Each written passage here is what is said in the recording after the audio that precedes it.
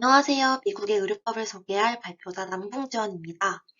이번 발표에 있어서 미국 의료법을 중점으로 한국의 의료법과 비교하면서 세계적으로 탐구해보는 시간을 갖도록 하겠습니다. 미국의 의료법은 각 주에서 상이한 법규를 가지고 있으며 연방정부에서도 일부 규제를 제공하고 있는데요. 미국의 의료법은 매우 복잡하고 다양한 규정들로 이루어져 있습니다. 이러한 복잡성은 환자의 권리와 안전을 보장하기 위한 노력의 결과이며 미국은 환자 중심의 의료를 지향하며 의료법은 이를 달성하기 위한 틀을 제공합니다. 발표를 시작하기 앞서 미국의 의료 보건 흐름에 대해 간단하게 설명드린 후 미국의 의료법을 토대로 한국의 의료법과 비교 분석하면서 발표를 마무리하도록 하겠습니다. 먼저 미국의 보건의료 체계 역사에 대해 간단하게 설명드리도록 하겠습니다. 시점은 1935년부터 2010년으로 간단하게 추려보았습니다. 1935년에는 사회보장법이 제정되었고 1965년에는 메디케어, 메디케이드가 실시되었습니다. 후 1970년에는 Health Maintenance Organization의 약자인 건강유지기구 HMOS가 창설이 되었습니다. 1983년에는 Diagnostic Related 그룹의 약자인 메디케어 DRG가 도입이 되었습니다. 90년대 후반에는 빌 클린턴이 전국민 의료보장 개혁을 실행했으나 실패로 돌아갔고 2010년이 되면서 버락 오바마의 의료개혁 법안이 새롭게 통과된 사례를 볼 수 있습니다. 미국의 보건의료체계 역사 흐름만 보아도 한국과는 다른 의료체계를 가지고 있습니다. 이 표를 배경으로 본격적으로 미국의 의료법에 대해서 설명드리도록 하겠습니다. 첫 번째는 이제 미국의 의료인에 대한 법적 대표적인 조항입니다.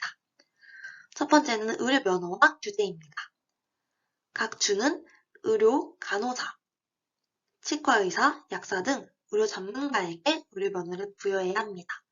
의료인은 해당 주의 의료 면허를 획득해야 의료 실무를 수행할 수 있는 의료 면허법이 있습니다. 또한 의료기관 규제법은 각 주는 의료기관인 병원, 의원 등이 규정을 준수하도록 규제하며 의료기관이 안전하고 효과적인 의료 서비스를 제공하도록 감독합니다. 두 번째는 진료기록보호법입니다. HIPAA라고도 부르는데요. 환자의 의료 정보를 보호하기 위한 법률로 의료 기록의 보안 및 개인정보 보호에 대한 규정을 제공하며 데이터 암호화 등 미국 내 모든 의료 조직이 환자 정보의 기밀을 유지합니다. 세 번째는 인간실험보호법입니다. 커먼 룰이라고도 부르는데요. 인간실험에 참여하는 모든 의료 연구는 인간실험보호법의 규정을 준수해야 한다는 규칙입니다. 네 번째는 의료진 책임법입니다. 의료인이 의료 서비스를 제공함으로써 발생하는 환자의 손해에 대한 책임을 규정합니다.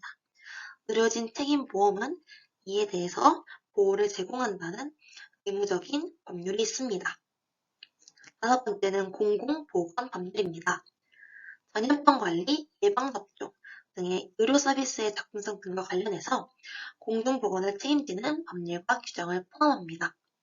여섯 번째는 약물 및 의료기기의 규제입니다. FDA라고도 하는데요. 의약품, 의료기기, 식품 등을 규제하고 안정성을 평가하는 데 중점을 둔 미국의 의약품 및 식품관리청에 관한 법률입니다. 이는 의약품 및 의료기기의 안정성과 효과를 보장하며 소비자 보호를 위한 규제를 제공합니다.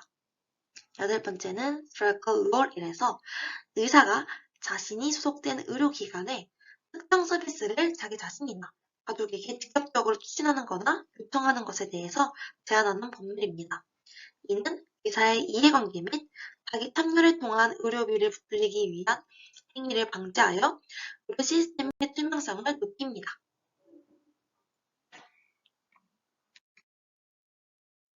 다음은 EMTALA입니다. 응급 상황에서 모든 환자에 대해 의료 서비스를 제공하도록 병원에서 요구하는 법률입니다. 긴급 의료 서비스를 거부하는 것을 방지하고 모든 환자에게 응급치료 기회를 보장합니다. 아홉 번째는 안티-킥백 스태튜트입니다. 의료 서비스 제공자 간의 뇌물 행위를 금지하는 법률로 환자나 비즈니스를 추천하거나 권장할 때 금품이나 혜택을 주고받는 것을 제한합니다. 이는 의사와 의료시설 간의 금전적 이해관계를 규제하며 의사가 자신이 소속된 시설의 서비스를 제공할 때 금전적인 충돌을 방지합니다. 다음은 HCCA라는 법률입니다. 이는 의료기관이 규정 및 법률을 준수하도록 지원하는 비영리단체의 지침 및 규칙을 제공합니다. 마지막으로 False Claims Act인데요. 건강보험 사기 및 허위를 청구하는 것을 방지하기 위한 법률로 건강 관련 서비스의 부정행위에 대한 신고와 처벌을 다룹니다. 미국의 의료법은 이렇게 다양하고 복잡한데요. 몇 가지 특이하거나 주목할 만한 조항이 있습니다. 다음은 그 중에 일부입니다. 첫 번째는 의료 대마초법입니다. 몇몇 미국 주에서는 의료용 대마초가 허용되고 있습니다. 의료 대마초 사용이 허가된 주에서는 의사의 처방에 따라 환자들이 대마초를 사용할 수 있습니다. 두 번째는 약물 가격 투명성입니다. 몇몇 주에서는 약물 가격에 대한 투명성을 제공하기 위해서 제약사들에게 약물 가격을 공개하는 법률이 시행되고 있습니다. 세 번째는 갱년기 여성들을 위한 호르몬 대체 치료법입니다. 갱년기 여성들의 건강을 위해 HRT가 사용되는데 이에 관한 규정과 정책이 각 주에는 다를 수 있다는 법률입니다.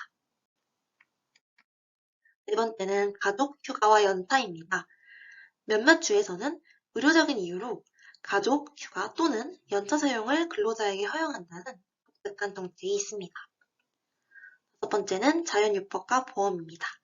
일부 미국 보험회사들은 자연유법 및 보충제와 관련된 의료 지출을 보상하는 경우가 있습니다. 마지막으로 의료기물의 가격 투명성입니다. 몇몇 주에서는 의료 기물 가격을 미리 고지해야 한다는 법률이 시행되어 환자들이 치료 전에 비용을 미리 알 수 있도록 돕고 있습니다. 이외에도 각종 의료 전문가들에게 적용되는 다양한 법률과 규정이 존재하며 의료법은 지속적인 변화를 이어나갈 수 있습니다. 미국의 주에서는 의료인들이 각 주별로 의료법을 잘 이해하고 준수할 수 있도록 교육 및 자격 시험을 제공하고 있습니다. 다음은 한국의 의료법과 미국의 의료법 차이에 대해서 설명드리겠습니다. 간단한 차이에 있어서는 한국의 경우 주치의가 없지만 미국의 경우 앞서 설명드린 HMO, 주치의의 위탁 필수 단계를 거쳐야만 전문 의사를 볼 수 있습니다. 만일 원하지 않을 경우에는 Preferred Provider Organization의 약자인 PPO라는 진료 계약 기관을 통해 주치의를 통하지 않고 전문의 방문이 가능합니다. 하지만 보험을 취급하지 않는 의사가 비일비재해서 비용을 많이 지불해야 한다는 수고스러움이 있기 때문에 대부분 HMO의 방식을 취한다고 합니다. 한국의 의료법과 미국의 의료법의 가장 큰 차이점을 논의해 본다면 바로 연명의료결정법인데요.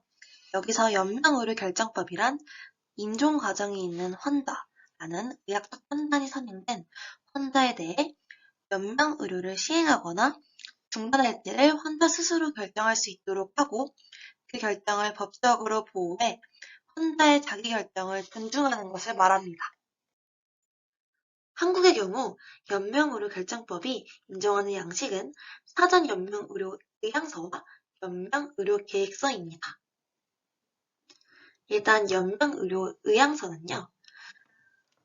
일단 기준은 19세 이상의 사람이 자신의 연명의료를 중단 또는 유보, 결정 및 호스피스에 관한 의사를 직접 문서로 작성하는 것입니다. 그리고 연명의료계획서란 말기 환자 등 본인 의사에 따라 담당 의사가 환자에 대한 연명의료를 중단 또는 유보 및 결정에 대한 사항을 계획해 문서로 작성하는 것을 의미합니다. 환자의 의지와 더해서 연명의료계획서를 통해 연명에 대한 결정이 진행되어지는 한국은 다소 복잡한 절차가 진행되어 이루어집니다.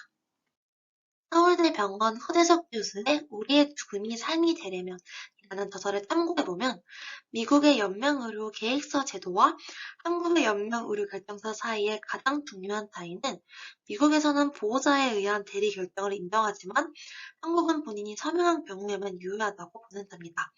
라고 말을 하고 있습니다. 이는 미국의 경우 임종기 환자의 연명 의료 결정에서 한국과는 달리 임종기 환자의 연명 의료 결정을 할 때 가족에 의한 대리 결정을 허용함을 뜻합니다. 사실상 미국뿐만 아니라 유럽 국가들은 산원 연명 의료 의향서와 연명 의료 계획서와 같은 별도의 법적 절차 없이 의사들은 판단을 통한 경우가 많기 때문에 한국과는 큰 차이점을 보이고 있습니다. 더 나아가 한국의 경우 호스피스 신청은 말기를 기준으로 하고 연명 의료 결정은 임종기에 한다고 정하고 있습니다. 그러나 미국은 말기와 임종기를 구분하지 않고 모두 말기를 통일해서 적용합니다.